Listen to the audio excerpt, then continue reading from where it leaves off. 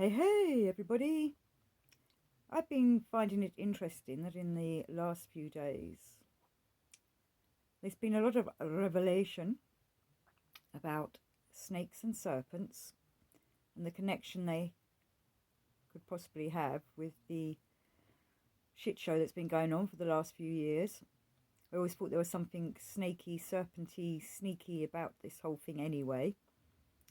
And as many of you know, I very much believe that this is a satanic attack, and this is the dark forces trying one last huge, well, maybe not last, but trying, they might want it to be the last one of trying to take us over. Hopefully there's enough of us awake enough, I hope I'm awake, to see through this shit show and this satanic agenda. I don't know if you've seen the video on brand YouTube. I wanted to put a link to this, but I don't know if YouTube will allow me. But anyway, on brand YouTube, there's a very interesting talk with Dr. Brian Ardis. I keep going to say Aldis, that's the writer, Brian Ardis, on the Stu Peters show, all about a link of snake venom, king cobra venom of all, and a snake called a krita. And I think Brian Ardis comes across with some very good analogies as to why snake serpent venom is being possibly used. I always thought there was something in the hand sanitizer, but they're talking about the water. I don't really want to go into what he has to say, but I would advise you, if you're interested in these kind of ideas and want to know more, I would go and look at that video on YouTube. But I always thought there was something sneaky serpenty going on about all this. In the Abrahamic religions, we have the snakes, the serpent that caused the downfall of humanity, apparently. Caused Eve to take a bite of the apple and offer it to Adam. Personally, I think that was a release for us, an awakening to conscience. I'm not saying they were dumb humans at the beginning, but they were in paradise just doing what they were told. Now they were free, independent beings, which might at first have been horrific for them, being thrown out of Eden and having to go out into the world and start their own lives and have to make decisions for themselves instead of being waited on by the watchers and having everything given to them. I believe in Eden they possibly did even walk with the great divine source himself, herself, itself. But I find it interesting about the serpent connection, that if it began our downfall, got us thrown out of paradise, Eden, maybe it feels right, I need to go back and use that snake serpent way of deceiving people, or killing us off, or bringing us away from the divine.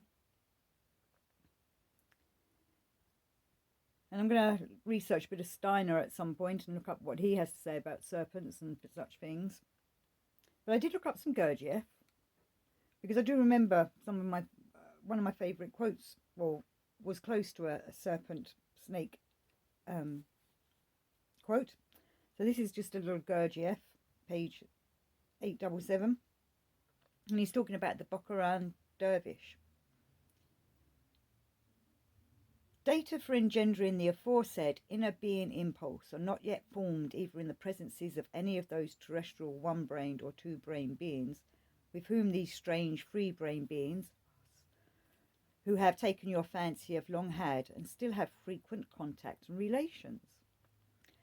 Although these being data are still formed in the presences of certain terrestrial one-brained and two-brained beings of other exterior forms, as for example those named by them tigers, lions, bears, hyenas, snakes, phalangers, which are spiders, scorpions, and so on, who have not had and do not now have in their mode of existence any contact or relation with these biped favourites of yours.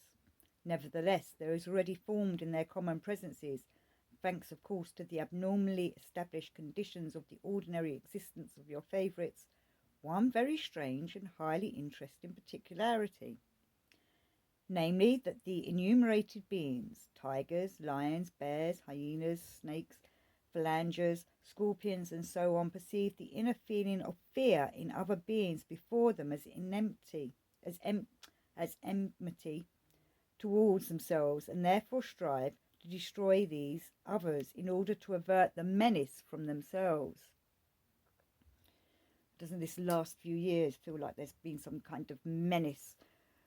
I always thought the worst Star Wars title was the Phantom Menace, or whatever it was called. Though, it was talking about, that film was about how dear little Anakin the boy started off as a good young lad, but then as the films go on, we start realising how he's influenced by others. The dark forces came for him and tried to turn him, and we're doing this work to make sure the dark forces don't turn us, that we don't get bitten by that evil serpent. Though I do know that in many ancient writings, pictures and such like, the snake is also seen as wisdom. So there's like two types of snakes out there. There's the good ones and the bad ones. Some of my favourites, when I go to look at Egyptology, I'm very intrigued by the human-bodied but snake-headed beings, and no one's ever been able to really tell me what they are, or what their point of them are.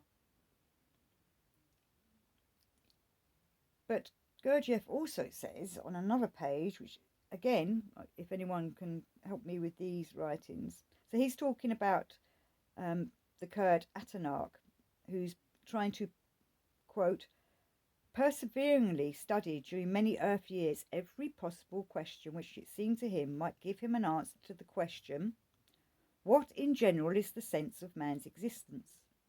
And during his study of these questions, it seems that by some means there fell into his hands a very ancient but well preserved what is called Sumerian manuscript.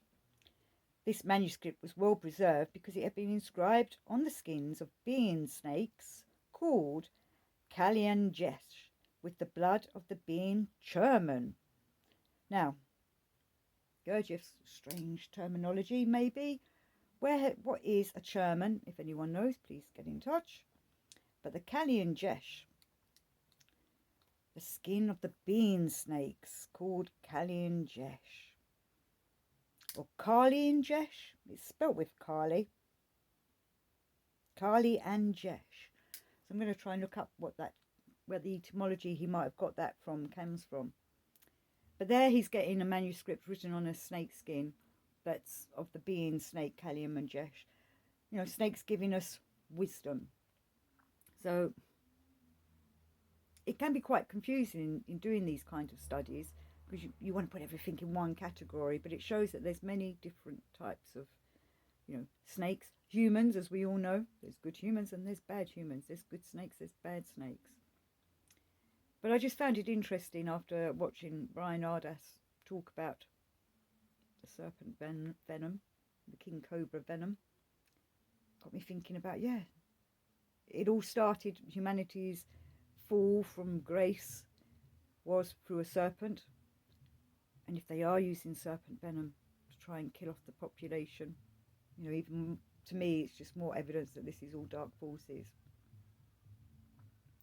But we must continue to work on ourselves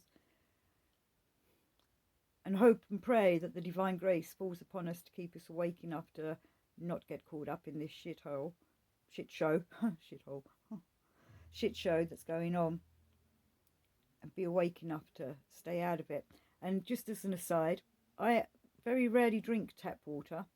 So those that watch this Brian Ardas video will know what I mean. I do use a copper flask and have done for many years. I'm also a smoker.